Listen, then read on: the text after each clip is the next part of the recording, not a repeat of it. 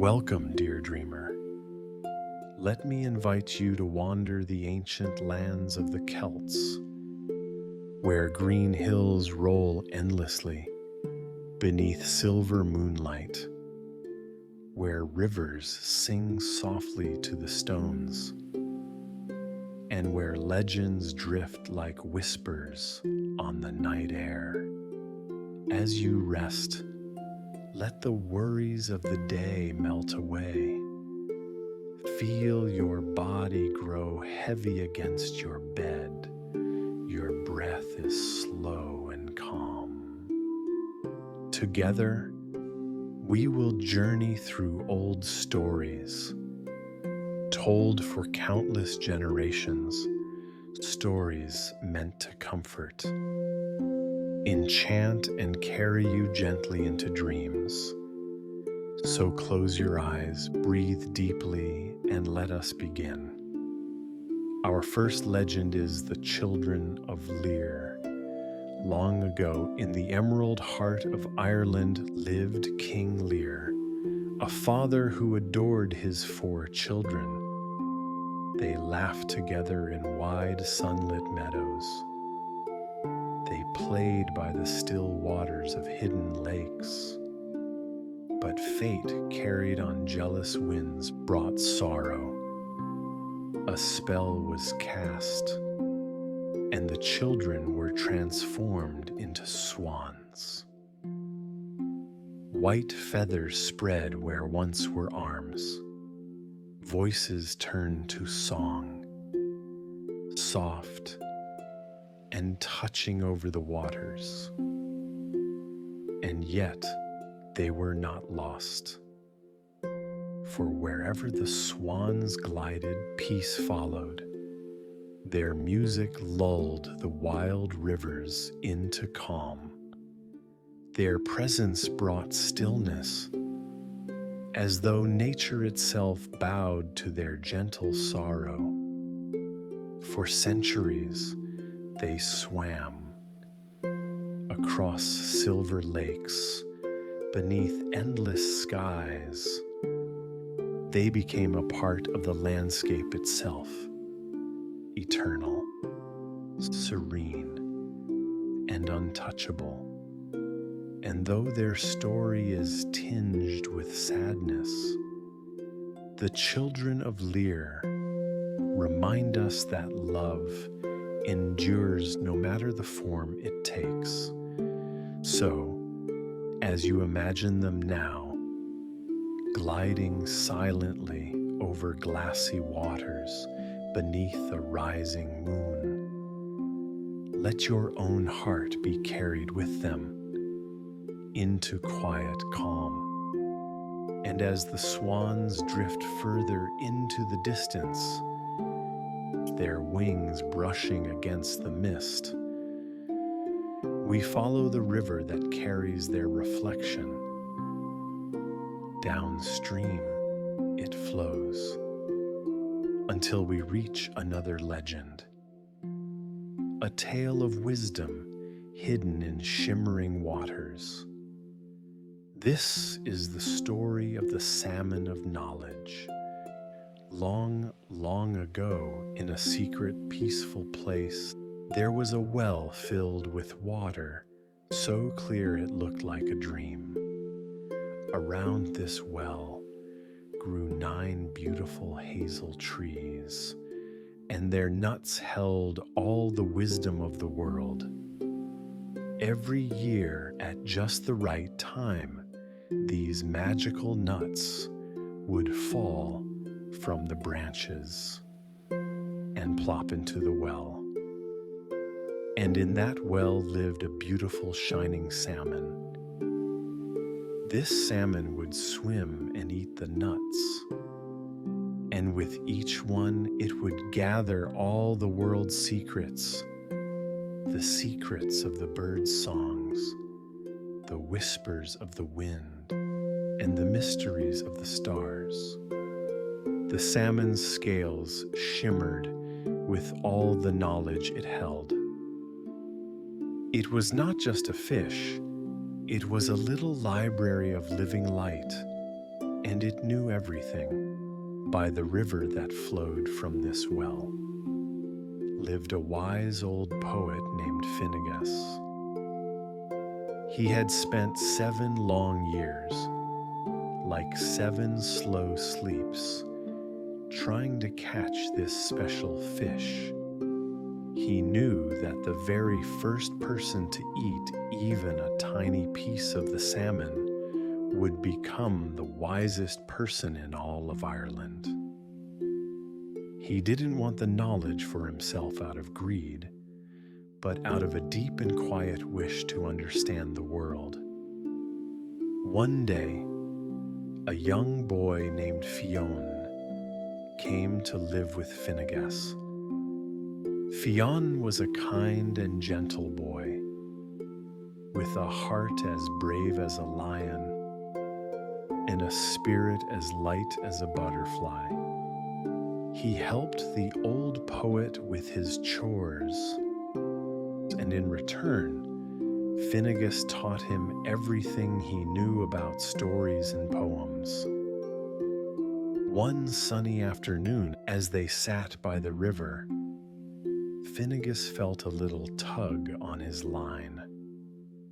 He reeled it in, and there, sparkling and shimmering, was the most beautiful salmon he had ever seen. Its scales glowed with a soft silvery light, and Finnegas knew with a sudden happy feeling that he had finally caught the salmon of knowledge. "Fionn," he said, his voice a happy whisper, "you must cook this salmon for me, but you must be very careful, for it is a special gift. Do not taste a single bit of it." Fionn, with his promise held close to his heart, took the salmon to a warm fire. He turned it gently so the outside would become golden and lovely. As he did, a little drop of hot oil, no bigger than a tear, bubbled up and landed on his thumb. It was a little sting like a quick bee's kiss. Without thinking, Fionn put his thumb in his mouth to soothe the small burn. Just then, Finnegas came back and looked at Fionn. He saw something different in the boy's eyes, a light like a new star and a knowing like a deep and quiet sea. "Fionn," the old poet said softly, his own heart feeling a mix of sadness and a gentle happiness. "Did you eat the salmon?" Fionn shook his head. "No, master. I only burned my thumb and put it in my mouth." Finnegas understood then. He knew that the knowledge of the salmon had passed not through a feast, but through a tiny, gentle accident. The wisdom was meant for Fionn all along. With a smile that was both wise and kind, Finnegas gave the whole salmon to Fionn to eat. And as you drift, feel that river now beneath you, carrying you slowly, peacefully onward. The river widens, and soon its waters join the sea. Hear the soft lap of waves, the hush of the tide, the lull of the ocean's breath. And here, beneath the moonlight, and another story rises. It is called The Legend of the Selkies. Long, long ago, in a world that was still filled with secrets, there lived a wonderful creature called a Selkie. A Selkie was not just one thing, but two. In the deep, cool ocean, they were beautiful seals with eyes as dark and shiny as a wet pebble and coats as smooth as velvet. They would glide and play in the water. Their movements are as graceful as a dancer's, but when they wish to feel the sand between their toes and the sun on their skin, they would come ashore. They would find a quiet, secret beach, and with a soft rustle, they would slip out of their seal skins, just like taking off a cozy coat. And underneath, they would be as human as you or me, with smiles and laughter, and eyes that held the peaceful stillness of the deep sea. They would dance on the sand and sing songs so sweet they would make the seagulls pause in the air. One day, a kind and quiet fisherman who lived in a little cottage by the sea saw something that made him pause and hold his breath. He saw a group of Selkies playing on the shore. He watched them in awe, but his heart was drawn to one beautiful Selkie maiden. Her eyes were like the gentle twilight sky, and her hair was the color of seaweed after a sunbeam had touched it. He loved her from a distance with a gentle, respectful heart. He didn't want to steal her away, but to feel a little closer to her magic. So, he found her seal skin, left carefully on a rock, and he didn't take it away forever. No. He simply carried it to his home, a warm and safe place, and kept it hidden, wrapped in soft linen. He hoped that she would be safe with him and choose to stay. When the time came for the Selkies to return to the sea, the maiden looked for her skin, but it was not there. Her friends had to go, and with a soft wave of goodbye, they slipped into the ocean, leaving her behind. The fisherman then came to her, not with harsh demands, but with a kind and open hand. "Stay with me," he said, "and you will have a home, and all the love my heart can give." And so she did. She became his wife, and they were very, very happy. They had children who had eyes as deep as the sea, and who loved the sound of the waves. The Selkie maiden was a wonderful mother, and though she was happy, a little bit of her heart always missed the ocean's rolling rhythm.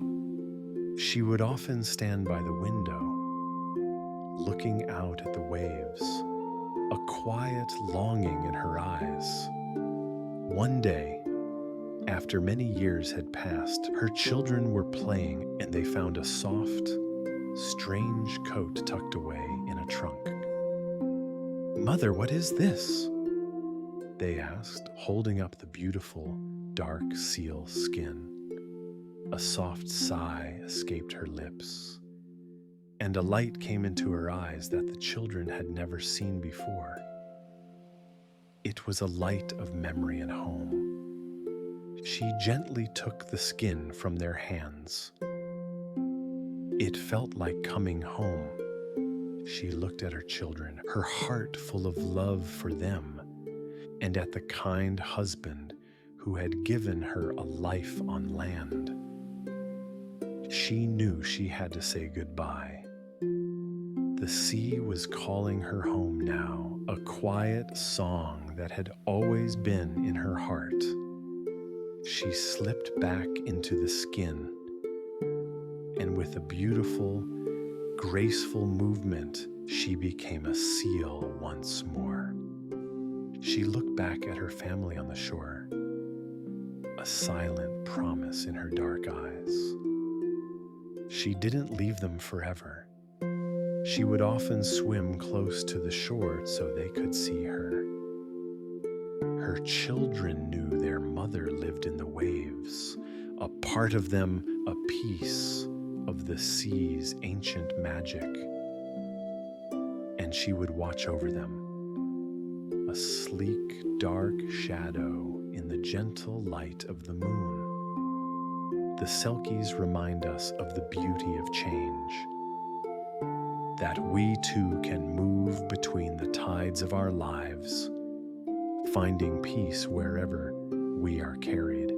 And as the sea carries us farther still, we see a golden horizon forming in the distance. Beyond the waves lies a land spoken of in whisper. This is the story of a wonderful land, a place where time slows down to a gentle whisper, called Tir Nanog, the land of youth. Once in this green and ancient land, there lived a brave and handsome warrior named Oisin. His heart was as strong as an oak tree, and his spirit was as free as a bird. He loved to wander through the forests and along the gentle shores, his mind filled with brave thoughts, and his ears listening to the quiet songs of the earth.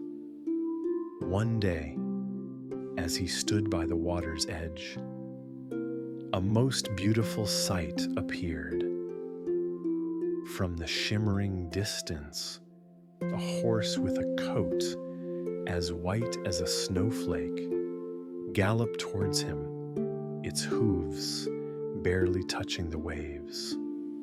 And upon its back sat a maiden of such beauty that she seemed to be made of starlight and moonbeams.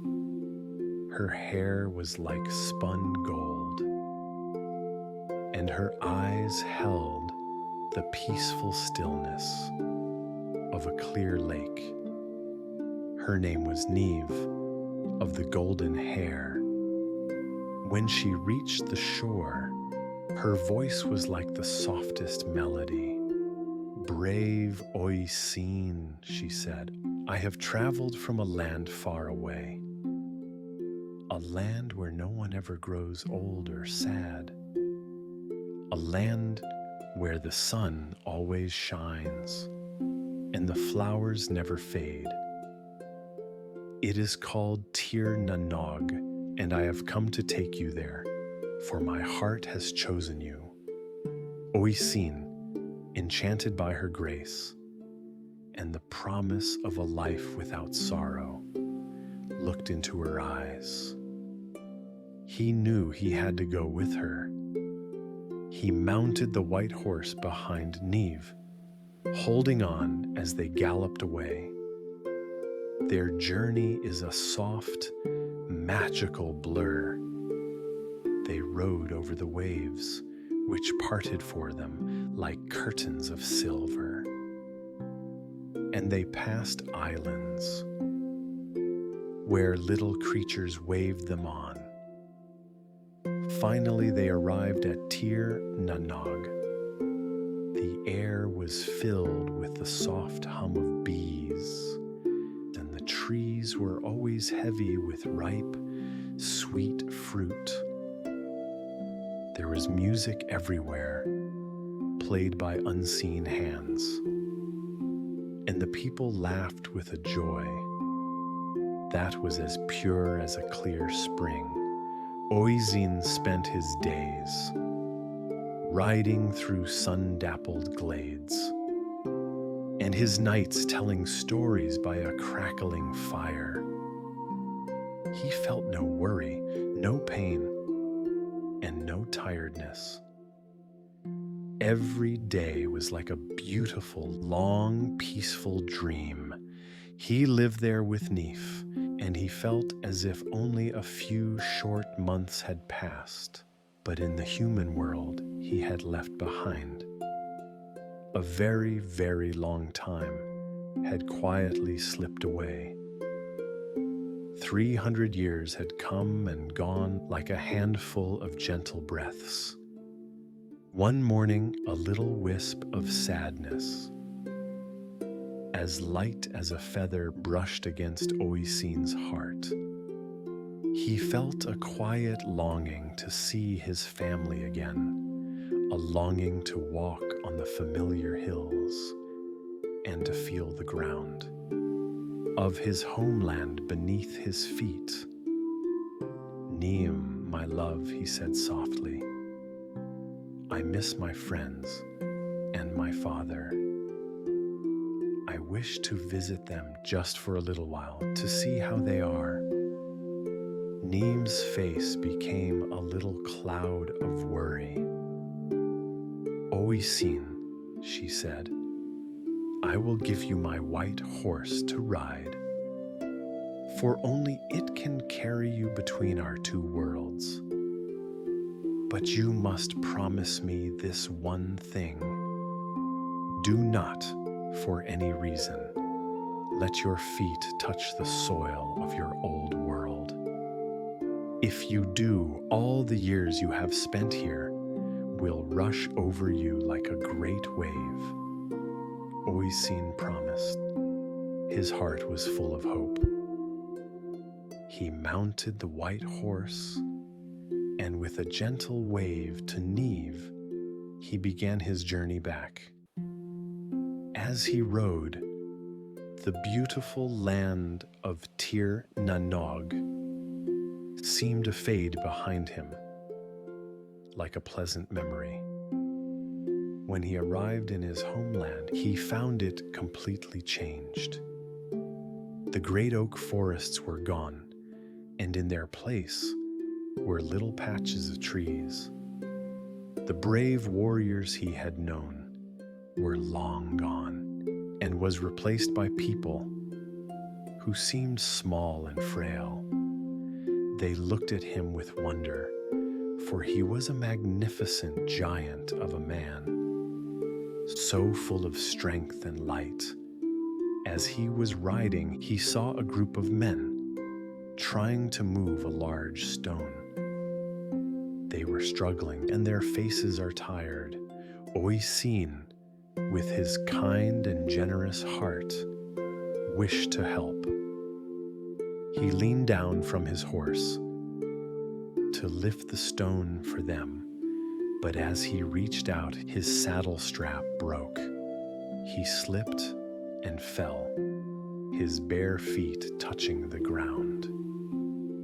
And in that very instant, the years of Tir na Nog rushed over him, the magic that had kept him young and strong began to gently fade. He did not grow old in a flash of harsh light, but rather his body softened like a flower at the end of a long, peaceful day. The beautiful, strong warrior became an old man.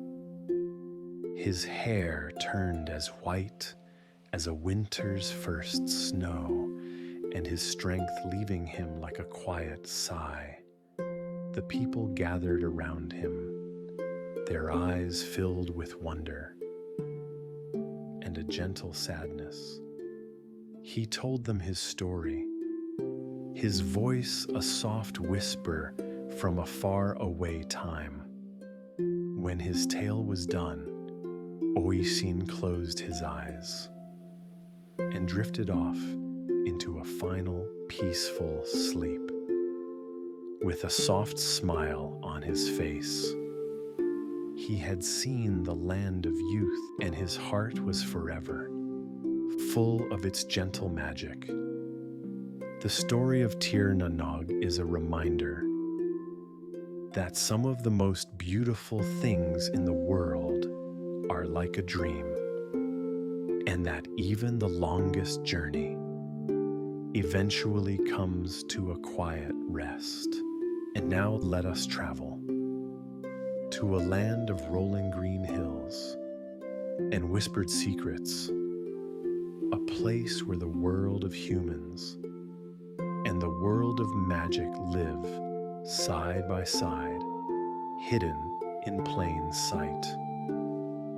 This is the story of the fairy mounds. Long, long ago, when the world was new and full of wonders, the people of Ireland believed that certain hills were not just made of earth and grass. They were believed to be the homes of a very special kind of people, a beautiful, magical folk called the fairies or the Sidhe. These hills were called fairy mounds, and they were seen as little doors between our world and theirs. The Sidhe were not big like us. They were often small and light, like a butterfly's wing, and they loved music and dancing more than anything.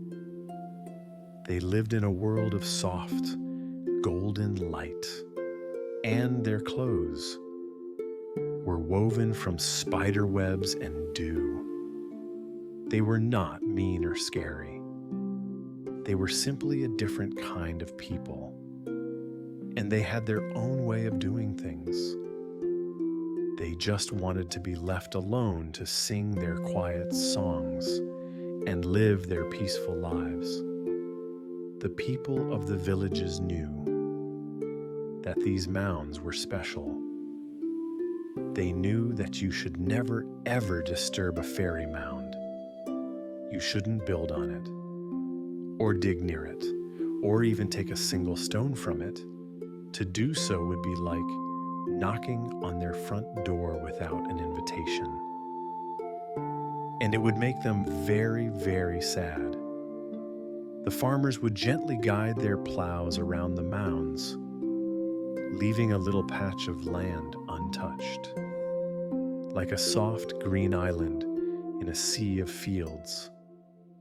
Sometimes, if you were lucky and very quiet, you might hear their music on a warm, moonlit night. It would be a sweet, enchanting melody that would make your heart feel as light as a feather. If you were a kind and good-hearted person, they might even leave you a little gift, a perfect wild flower, or a small, smooth pebble with a soft glow. There was a story told of a boy who once lost his way while playing a game of hide and seek. He was a brave boy, but as the sun began to set, he felt a little worried. He saw a small green mound and thought he would rest there until the sun came back. He lay down on the soft grass and drifted into a gentle sleep. When he woke up, the world was filled with a soft golden light, and the air was filled with the sound of laughter and music. He saw beautiful, tiny folk dancing in a circle, their feet barely touching the ground.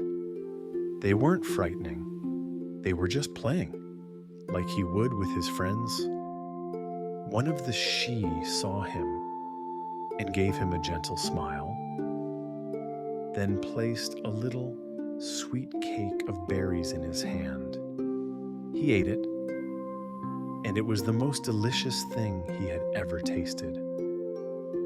When he woke again, the sun was just peeking over the horizon, and he was back in his own world.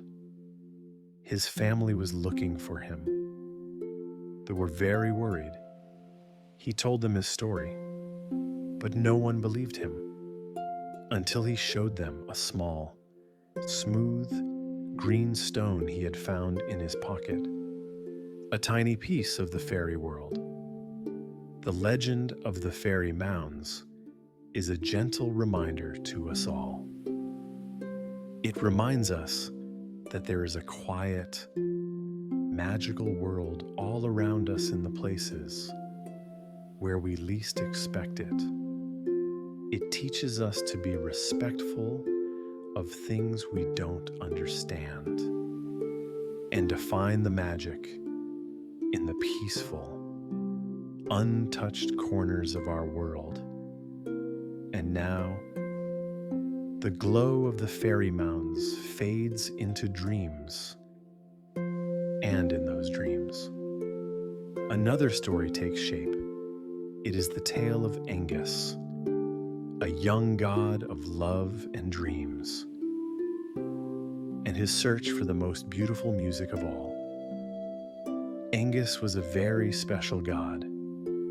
He was a son of the Dagda, the kind king of the gods, and his home was a magical place called the Brug na Boina. He was a gentle soul, and he had a wonderful secret. He was a master of dreams. Every night, when the moon rose, Angus would send beautiful dreams to the people, dreams that were like little poems, and sweet songs to make their hearts happy while they slept. He was not a god of harsh wars or loud shouts, but of quiet joys and gentle feelings. One night, as he was busy sending out his dreams, a very different kind of dream came to him. It was a vision of a girl, so lovely that his heart felt like a little bird in a cage, fluttering to get free. Her name was Caer Ibormaith. She was surrounded by 1,000 tiny, sparkling birds, and her smile was like the first sunlight after a long night. Angus saw her face and heard her voice, and he knew. With a feeling as sure as the rising sun that he had to find her, he woke with her image held close in his heart, and for a whole year, he was filled with a quiet longing. He tried to find her, but she was nowhere to be seen. He grew sad, and his sadness was so deep that his kind father, the Dagda, noticed it. "My son," the Dagda said gently, "why is your spirit so clouded?" Angus told his father about the dream of the lovely girl, Caer, and how his heart longed for her. The Dagda, with a loving heart, set out to help him. He sent messengers to every corner of the world, asking for any news of a girl with 1,000 little birds, but no one had ever heard of her. The search went on, and the months went by like little puffs of cloud. Just as Angus was beginning to feel his hope softly dim, a messenger returned with a whisper of news. He had found a king who knew a girl named Caer, but there was a strange and magical secret about her. The messenger told Angus that Caer was under a very special, gentle spell. She was a human girl for 1 year, but for the next, she became a beautiful swan. This beautiful dance between forms happened every other year when the winter was at its coldest. On the first day of November, she and 150 other maidens would all turn into swans and go to a lake called the Lake of the Dragon's Mouth. They would live there in their feathery forms for a whole year. When Angus heard this, his heart felt like it was singing again. He traveled to the lake on the day she was to become a swan. He stood on the shore, His heart was full of quiet excitement. As the moon rose, he watched as 150 maidens, all in a beautiful line, gently transformed into the purest white swans.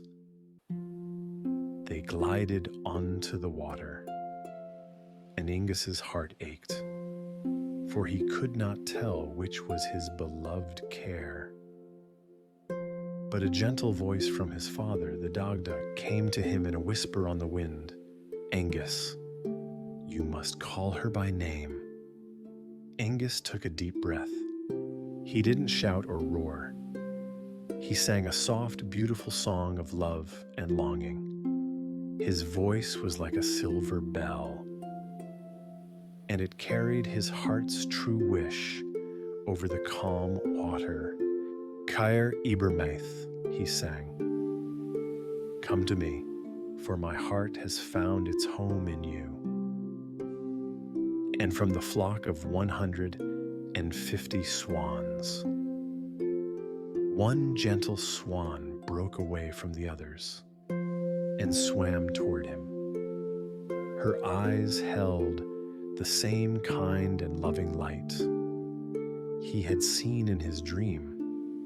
Angus, with a gentle touch, put his hands on her, and with a whispered word of love, he himself transformed into a swan, so he could be with her.